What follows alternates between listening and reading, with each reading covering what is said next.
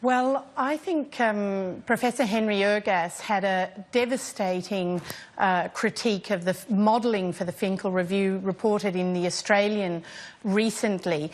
And as you well know, Professor Ergas was chosen by the Prime Minister to advise him both in opposition and in government. So if they listen to nobody else, I really hope they listen to him. Now, the modelling and the report that Professor Ergas used was written by the former head of the Australian Bureau of Agricultural and Resource Economics, Dr. Brian Fisher, a really eminent expert in this area.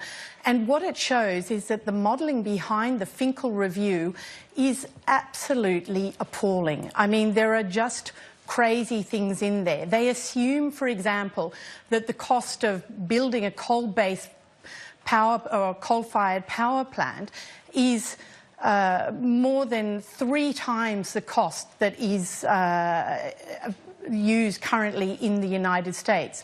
It's assumed to be even more expensive than building a nuclear power plant, for example. I mean, these are just sort of... Why the overestimation, Rebecca, do you think? I mean, the chief scientist's not some laggard, and he spent a lot of time on this, as I understand it. So what's going on? Well, the report, the modelling wasn't done by the chief scientist. It was done by an independent company. Right. The modelling, a lot of the assumptions are not very, or at least a lot of the actual modelling isn't there. So you just really have to read the report itself and try to figure out what they've done.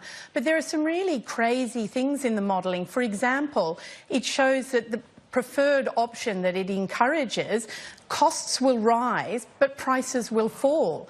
Now, that just completely undermines the credibility of the report, you know. So there are things in there where they've assumed, for example, they've used an estimate for the cost of constructing a wind-powered power plant, and they've assumed that that's even less than the costs that were assumed by the Australian energy market operator.